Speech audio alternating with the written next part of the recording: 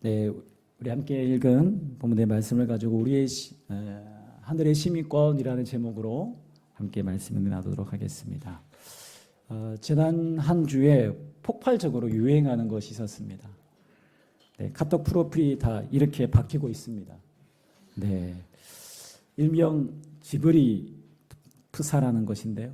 네, 전 국민 2명 중에 1명이 해봤다고 할 정도로 지금 엄청난 열풍입니다. 아마 이 중에서도 아마 하신 분들이 계실 거예요.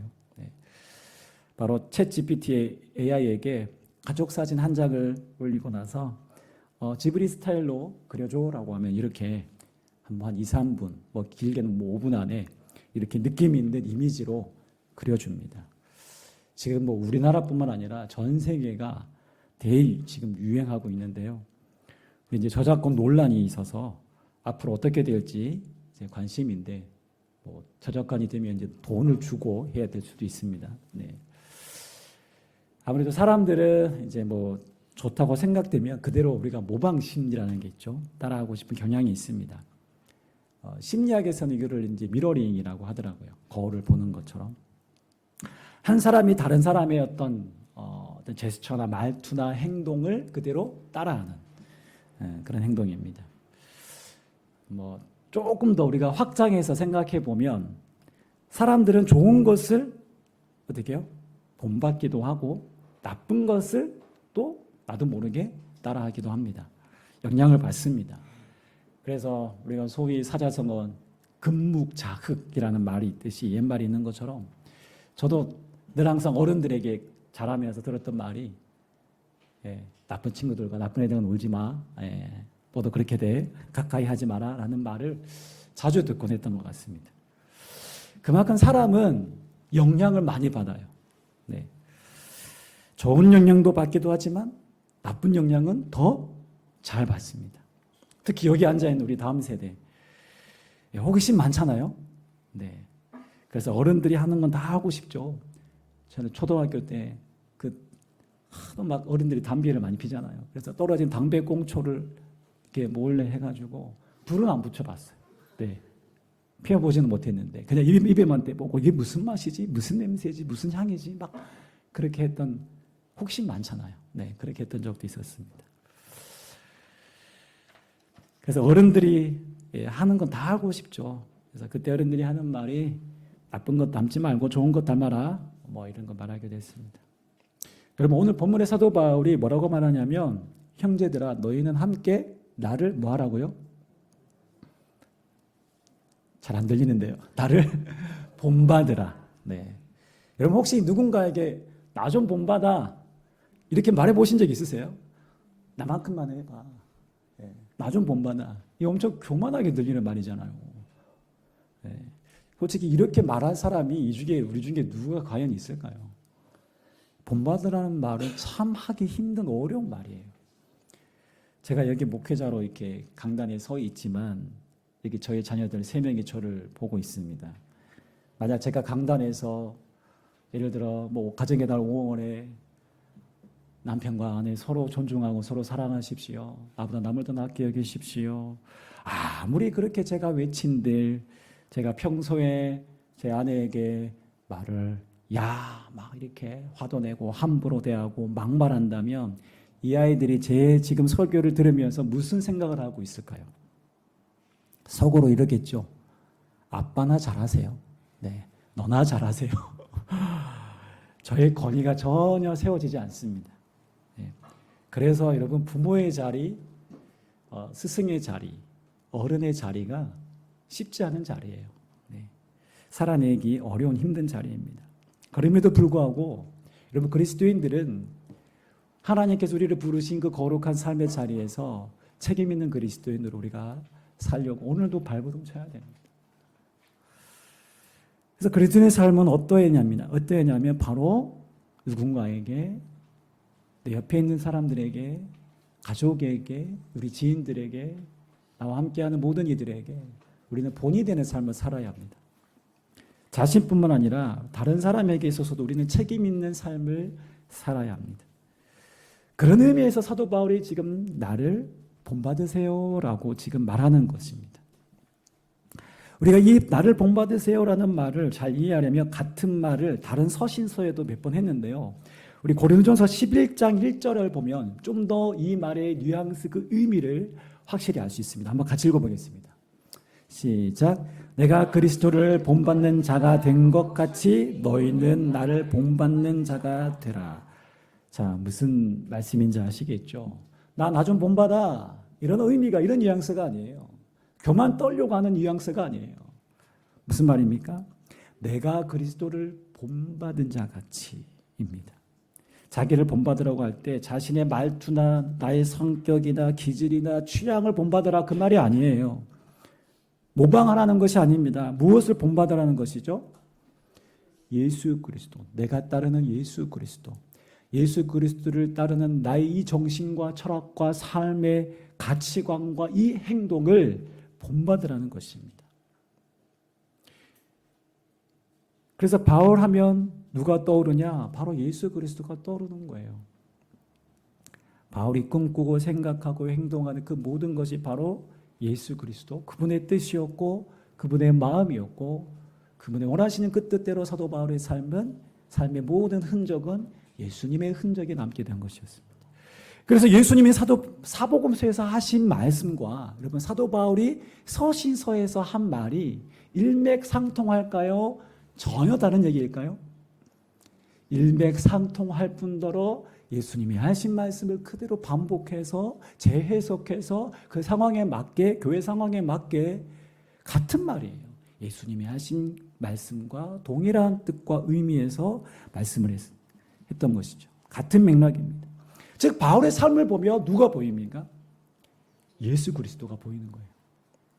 마치 거울에 비치는 것처럼 바울을 만나면 누구를 만난 것 같아요? 예수님 만난 것 같아요. 바울은 그렇게 예수로 충만한 사람이었습니다. 그러니 감히 예수님을 본받은 것처럼 자신을 본받으라라고 그렇게 얘기하는 것이죠. 그리고 가장 좋은 교육이 뭡니까? 본보기가 되는 것입니다. 본을 보이는 것입니다. 삶으로 가르치는 것만 남는다라는 책이 있거든요. 정말 그 책처럼 삶으로 보여주는 것만 사실은 우리의 다음 세대에게, 내 주변의 사람들에게 그렇게 기억되고 그렇게 남는 거예요. 이보다 더 강력한 교육은 없습니다. 그런 의미에서 우리에게는 예수님이 가장 강력한 우리의 삶의 모델이 되시는 것이죠. 그래서 우리도 그분의 발자취를 따라 그분을 닮아가는 삶을 우리가 살아가는 것입니다. 근데 바울이 왜 나를 본받으라라고 했을까요? 바로 자기 자신을 위해서도 있겠지만 우리 공동체, 더 나아가서 우리의 이웃을 위해서입니다. 여러분, 내가 주님을 본받아가는 삶을 살아가면 나 한 사람의 변화로 끝날까요? 아닙니다. 주변이 영향을 받아요. 첫 번째는 나와 가장 가까이 있는 사람이 영향을 받습니다. 우리 공동체에 영향을 줍니다. 영적인 파급 효과가 생깁니다. 제가 한 10년 전에 그 서울에 있는 한 중형교회에서 청소년부 사역을 하고 있을 때 좀 뺀질뺀질한 아이들이 몇 명 있었어요. 네, 우리 집사님은 잘 아실 텐데. 근데 수련회 가서 이 아이가 하나님 은혜를 체험하고 얘가 바뀌기 시작했어요. 그러더니 아니 제가 저런 애가 아니었는데 친구들이 의아한 거예요. 그러면서 다음 수련회 또 시간이 지나면서 아이들이 그 분위기에 영향을 받더라고요. 영적인 그 분위기에. 그러면서 한 명, 두 명 그 아이들이 말씀 안에서 거룩하게 세워지는 거예요. 그래서 수련회에서 변화된 그 아이는 나중에 학생 목자도 되기도 하고 그렇게 섬기는 리더십으로 세워지기도 했습니다. 한 사람이 변화되니까 그 공동체가 영향을 받아요. 네. 그래서 주님을 본받는 삶은 나 한 사람은요, 그래서 중요합니다. 영적인 파급력이 있습니다. 자, 그런데 오늘 우리 이제 이어지는 18절의 말씀 보면 바울은 깊은 슬픔을 감추지 못하며 눈물까지 흘리며 호소합니다. 그 이유가 뭘까요? 바로 그리스도의 십자가의 원수로 살아가는 사람이 많이 있었기 때문입니다. 이들은 바로 복음을, 진리를 거스르는 자들이었습니다. 십자가의 원수라는 말까지 할 정도면 무슨 뜻입니까? 하나님의 뜻, 거슬릴 정도가 아니라 정반대에 대적하는 삶을 산다라는 것입니다. 많은 이들이 진리를 보고 생명의 길로 나와야 하는데 오히려 그들이 이 십자가의 원수로 진리를 가로막는 그런 역할을 하고 있다는 것입니다. 즉 십자가의 대적자로 역할을 한다는 것입니다. 그래서 사도 바울은 그들의 마지막은 뭐라고요? 멸망이다라고 말하고 있습니다. 그렇다면 십자가의 원수로 사는 그들의 모습이 오늘 성경에 구체적으로 어떻게 묘사가 되어 있는지 한번 살펴보기 원하는데요. 우리 19절 말씀을 한번 보겠습니다. 그들의 마침은 멸망이요 그들의 신은 배요. 그들의 신은 배요. 우리 다음 세대 이게 무슨 말인지 이해가 돼요? 여기서 신이 아디다스, 나이키가 아닙니다. 여기서 신이 뭐예요? 예, 갓, 예, 하나님입니다. 하나님. 배는 무슨 배일까요? 타는 배? 자기 배. 네, 내 배입니다. 내 배. 네, 우리 육체의 배를 말합니다. 그렇다면 좀 더 세번역으로 보면 이렇게 돼요. 그들의 배를, 자기의 배를 자기네 하나님으로 삼고입니다. 육체의 배. 즉 오직 내 배 채우는 데만 온통 관심이 있다는 거예요. 즉 배는 곧 내 욕심을 의미하는 것이죠. 인간의 끝없는 욕심을 채우며 사는 것, 이것이 말로 그들의 삶의 목적이었습니다. 사는 목적이 그저 먹는 것과 욕망을 채우는 것이 전부였습니다. 그들은 더 높은 가치를 추구하지 않았습니다. 그저 이 땅이 전부라고 생각하고 이 땅에 있는 것만을 향해 살아왔습니다. 우리가 정확하게 성경에서 이들이 누구인지 잘 알려주지 않습니다. 그렇죠? 그러나 우리가 좀 짐작해 보면 교회 내부적으로는 율법주의자들이 구원의 진리를 거스린 사람들이었고 교회 밖으로는 바로 그리스 헬라 철학자들이 구원의 진리를 거스르는 이들이었습니다. 그래서 그들이 교회 안으로 침투하여서 이 믿는 자들을 이제 미혹하기도 하고 했던 것이죠. 아마 이제 그리스 철학의 한 사조인 쾌락주의, 아마 에피쿠로스 학파로 짐작하는데요. 아마 거기에 영향을 받은 이들이 교회 안에도 있었던 것 같습니다. 이들의 주장은 이런 거죠. 야, 하나님 봤어? 하나님 있는 거 어떻게 증명할 수 있어? 신들이 있는지, 신이 있는지 없는지 어떻게 알아? 이걸 일컬어서 불가지론이라고 말하죠. 몰라. 확실치 않아. 설령 있어도 신들은 세상 일에 관여하지 않고 인간의 일에 관심이 없어.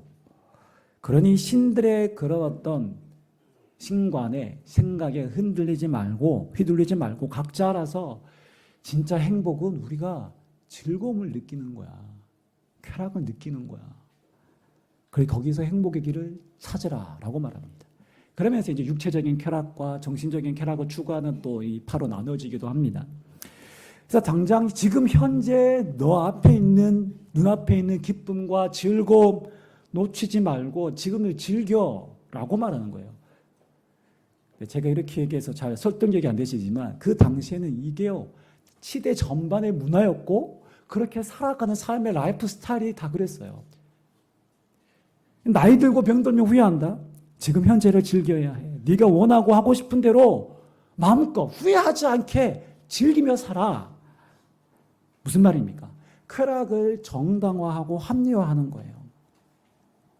사실 여러분 우리가 이게 다 나쁜 게 아니잖아요. 그렇죠?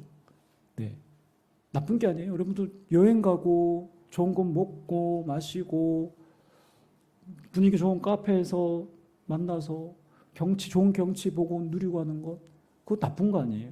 그렇죠? 그런데 이 사람들은 오로지 그것이 곧 삶의 인생의 목적이다라고 말하는 거예요. 그것이 인생의 전부다라고 말하는 거예요. 그게 잘못된 것이죠. 그러면서 그들은 고위층에 있는 사람들은 부끄러운 일도 서슴지 않습니다. 부끄러움을 부끄러움이라 얘기하지 않습니다. 왜? 다른 사람들도 다 그렇게 하기 때문에.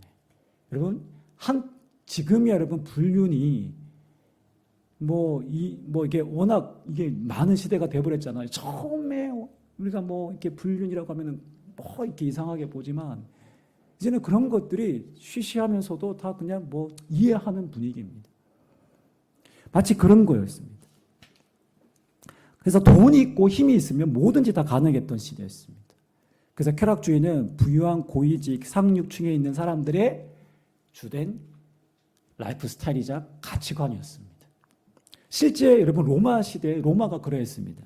로마 제국의 당시 로마 인구가 약 120만 명이었다고 해요. 지구로 말하면 거의 1000만이 넘는 인구가 밀집한 대도시죠. 그 중에서 노예가 3분의 1이에요. 40만 명. 그리고 국가가 부양해낸 사람들이 40만 명. 또 자립한 사람이 한 40만 명. 자립한 사람들 중에 그 중에는 그 귀족도 있고 원로원도 있고 고급 관리가 있는데요. 이들이 바로 한 3,000명 정도가 되는 사람들입니다. 특권층이죠. 근데 이 상류층은 믿기지 않을 정도로 여러분 그 자료나 사료를 보면 이들의 삶의 그 흔적들이 남아 있는데요. 믿기지 않을 정도로 여러분 사치스러웠습니다. 레이 로렌스라는 사람이 로마 제국은 쾌락의 역사였다라는 책에 보면 이런 내용이 나와 있는 당시 한번 저녁 식사의 풍경입니다. 아마 많이 보셨을 거예요. 네. 저게 그냥 매일 저녁 식사가 저렇게 아주 화려하고 늘 만찬과 사람들이 함께 즐기고 저렇게 누워서 이렇게 먹는 문화였거든요. 네. 이들의 만찬은 오후 4시부터 시작합니다. 그리고 언제까지 끝나냐면 무려 밤 12시까지 식사가 되도록 누워서 먹고 그러니까 계속 먹느냐 먹고 또 토하고 또 먹고 그러는 거예요. 술에 마시고 먹고 즐기고 술에 취해 사는 삶의 연속이었습니다. 그러니까 소위 방탕함 그 자체였습니다. 근데 그걸 방탕함이라고 말하지 않아요. 그냥 그때 당시 문화가 저랬어요. 여러분 하루 식사가요. 노예 한 명의 몸값과 거의 맞먹는다고 할 정도로 음식이 아주 고급스러운 음식들로 즐비하고요. 사치스러웠다고 합니다. 그러면서 이제 저기 서 있는 사람들이 노예예요. 네. 그리고 나팔 부는 사람들도 노예고. 그러면서 자기들의 또 마사지사도 따로 있어요. 안마를 해준 사람이 또 따로 있어요. 얼마나 호의호식하는 삶을 살았는지 모릅니다. 여러분 그렇게 강대국이었던 당시 철의 제국이었던 로마 제국이 외부로부터의 침입으로 멸망한 것이 아니라 내분의 갈등으로 멸망했습니다. 근데 그 요인 중에 결정적인 원인이 바로 고위 관리직들의 이런 호화스러운 사치스러운 삶에 자기 욕망대로 쾌락대로 살았던 그 방탕으로 인하여서 멸망이 초래했다라고 봅니다. 이것이 바로 그들의 삶의 땅의 가치관이었고 결국 그렇게 살다 멸망한 거예요. 여러분 돼지는 보시면 알겠지만 돼지는 하늘을 못 봅니다. 하늘을 보지 못합니다. 돼지의 특성상 고개가 늘 아래를 향합니다. 땅을 향합니다. 희한하게 돼지는요 자기 배만 채웁니다. 그렇게 드륵드륵 살이 찌죠. 자기 배만 채우고 땅만 보고 자기 욕망을 채우기에 급급합니다. 자기 욕망을 채우기에 급급한 인생은 오직 먹고 눕고 자고 채우고 늘 자기 배만 채우는 돼지와 같습니다. 바울이 왜 탄식하며 슬퍼하며 눈물까지 흘립니까? 그리스도의 진리 안에서 더 높은 가치 하늘의 뜻을 품고 살아야 될 그리스도인들 중에도 이런 세상의 가치관에 영향을 받아 이런 이중적인 삶을 거짓된 삶을 사는 이들이 있었기 때문입니다. 겉으로는 믿는 척하지만 실상 이들의 삶은 자기 욕망을 따라 오직 물질과 땅의 것에 관심이 있었기 때문입니다. 오늘 현대를 살아가는 우리도 마찬가지입니다. 이 시대의 가치관이 여러분 로마의 가치관과 너무 많이 닮지 않았습니까? 뭘 해야 더 돈을 벌 수 있을까? 더 편하게 누리며 즐기며 살 수 있을까? 여러분 유튜브도 그런 채널 많더라고요. 자기의 정말 보니까 방송에 나온 어떤 연예인은 슈퍼카를 수집하는 광입니다. 슈퍼카가 한두 대가 아니라 10대가 넘어요. 슈퍼카 얼마인 줄 아세요? 2억이에요, 2억. 그것이 취미라고 합니다. 어떤 연예인은 대저택의 집을 소개하면서 방이 8개가 넘고 거기에 와인 저장소가 있고 수영장이 딸린 집을 자랑합니다. 뭐 다 그렇지는 않겠지만 몇몇. 근데 바울은 그런 거죠. 이렇게 세상의 가치관을 따라 사는 이들을 안타까워하면서 바울이 눈물로 호소하는 것이죠. 그래서 바울이 깨닫기를 원했던 거예요. 돌아서기를 원했던 거예요. 그래서 20절부터 중요한 반전에 해당하는 말을 합니다. 우리 20절 말씀 한번 읽어보겠습니다. 시작. 그러나 우리의 시민권은 하늘에 있는지라 거기로부터 구원하는 자 곧 주 예수 그리스도를 기다리노니. 그러나 우리의 시민권은 어디에 있다고요? 하늘에 있는지라. 땅의 가치관을 추구하고 그것에 영향을 받은 이들을 향해 바울은 말합니다. 우리의 시민권은 어디에? 하늘에 있다. 여기서 시민권은 시민이 가진 뭘 말합니까? 권리, 특권을 말하는 것이죠. 로마는 빌립보 지역을요, 특별히 군사 요충지로, 경제 요충지로 삼으면서 빌립보 사람들에게 특별한 이 로마의 시민권을 부여했어요. 당시 로마 시민권은 순수한 이태리 출신이거나 로마를 위해서 훌륭한 업적을 세웠거나 혹은 엄청난 돈을 주고 내가 그것으로 로마 시민권을 사거나 혹은 군복무를 20년 동안 해야 주어지는 것이 당시 로마 시민권이에요. 그래서 이 빌립보 사람들이 뭘 자랑했을까요?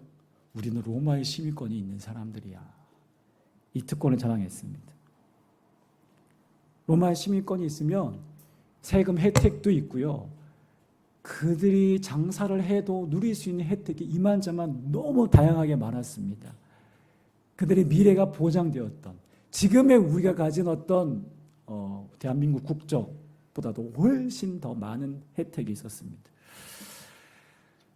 자, 그런데 바울은 빌립보 교회 성도들에게 로마의 시민권보다 우리에게는 그것과 비교할 수 없는 하늘의 시민권이 있음을 기억하라라고 말하는 것입니다. 이 말은 곧 네가 누구인지를, 너의 신분, 너의 소속, 너의 본래의 위치, 소속이 어디 있는지를 기억하라는 것입니다. 우리의 신분의 가치를 기억하라는 것입니다. 우리의 시민권은 어디에 있다고요? 하늘에 있다. 근데 이것이 여러분 미래의 시제가 아니라 현재의 시제입니다. 현재입니다. 우리의 시민권은 하늘에 이제 앞으로 있을 것이다가 아니라 이미 천국 시민권을 지금 소유하고 있는 자다라는 말입니다. 그래서 지금 하늘의 시민으로 우리가 오늘을 살아야 한다는 것입니다. 우리 그리스도인들은 이 세상에서 지금 하늘의 시민임을 인식하고 살아야 한다는 것입니다. 여러분, 자기 배가, 자기 신인 사람은 이 세상이 전부입니다. 자기 욕망을 따라 살아가는 것이 삶의 목적입니다. 죽으면 모든 것이 끝입니다. 멸망입니다. 그들에게는 미래가 없어요. 영혼이 없어요. 왜요? 그저 이 땅의 삶이 전부이기 때문에 그렇습니다. 그러나 하늘의 시민권을 가진 사람들에게는 우리는 하늘의 소망이 있어요. 이 세상이 끝이 아니고 영원한 세계가 우리가 다시 돌아가야 할 우리의 본향이 있는 것입니다. 그래서 우리는 엄밀히 말하면 이중 국적을 가진 사람들이에요. 이 땅에서는 대한민국 국적을 가지고 있고 그리고 하늘의 국적을 시민권을 가지고 있는 사람들입니다. 그래서 우리는 우리의 마음이 이 땅의 것에 우리는 매이지 않습니다. 왜요? 우리는 더 큰 가치, 하늘의 가치를 품고 하늘의 시민권자로 이 땅을 살아가기 때문에 우리는 휘둘리지 않습니다. 넘어지고 쓰러질 수도 있지만 다시 일어날 수 있는 소망이 있습니다.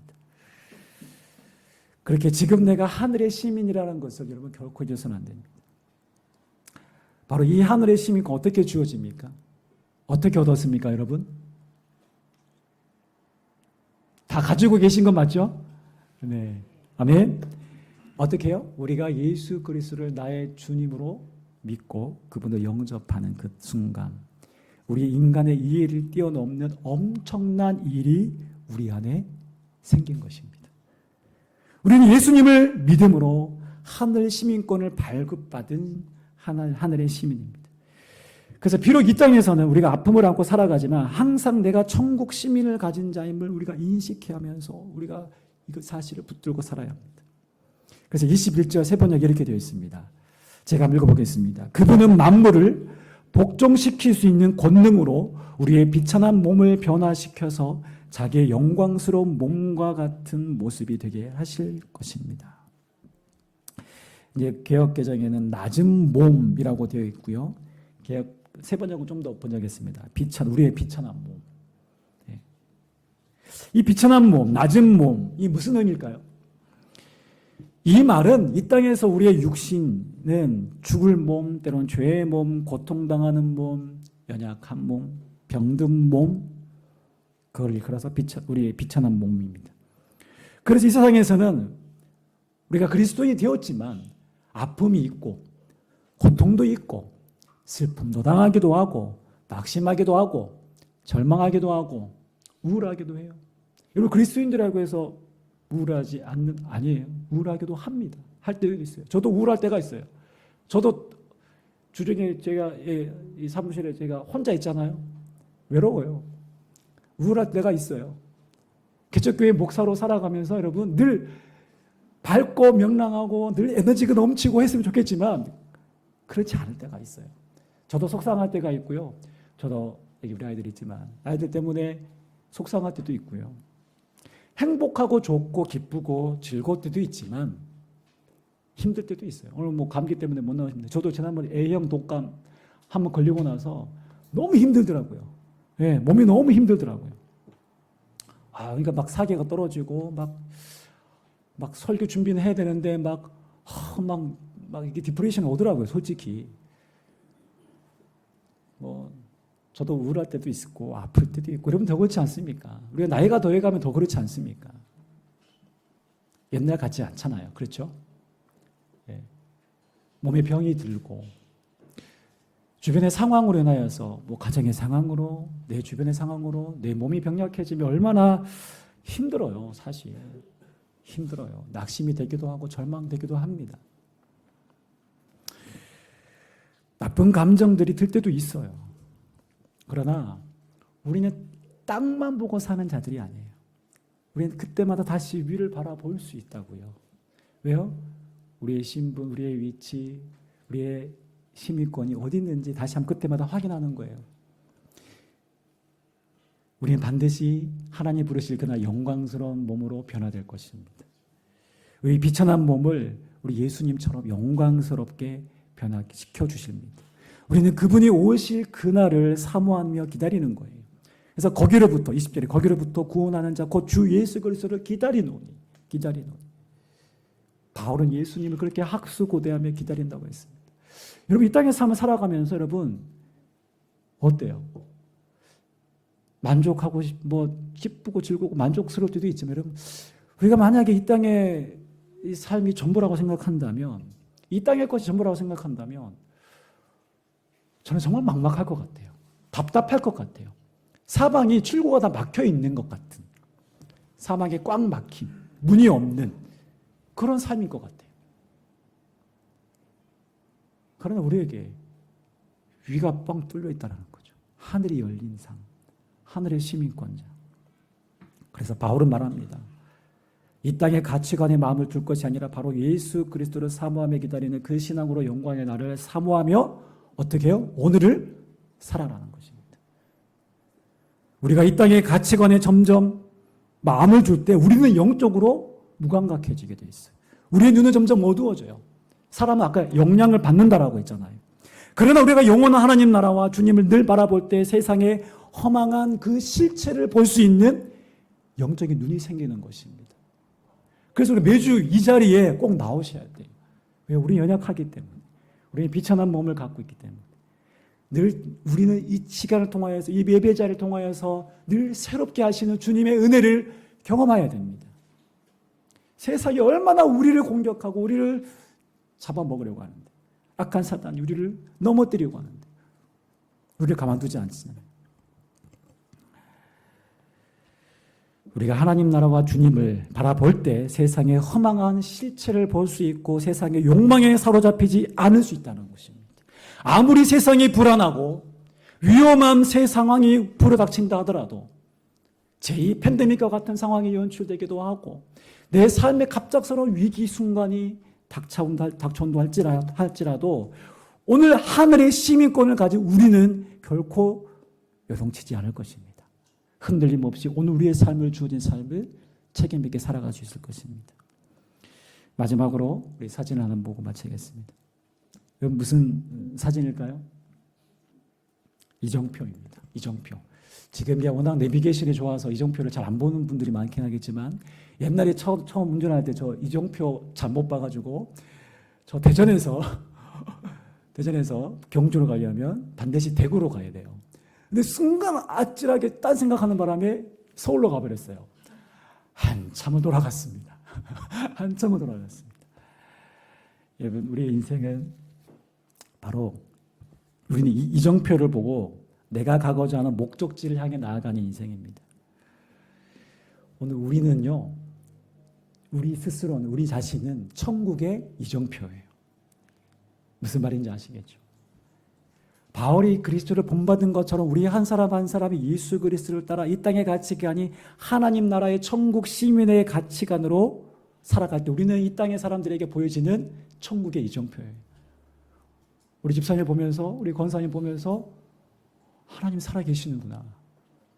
아, 나도 한번 믿어봐야겠구나. 아, 이분들의 삶이 뭔가 다르구나. 영원한 나라 천국이 있구나. 여러분, 이 땅에서 우리가 똑같이 살면 우리는 천국의 이정표를 삼아 살 수가 없어요.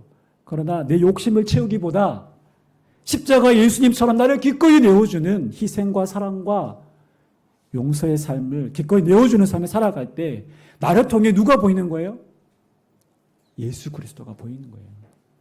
하나님의 살아계심이 천국이 실제하고 있다는 것이 이 땅의 삶이 전부가 아니라 하나님 나라가 영원히 있다는 것이 보여지는 거예요. 느껴져야 합니다.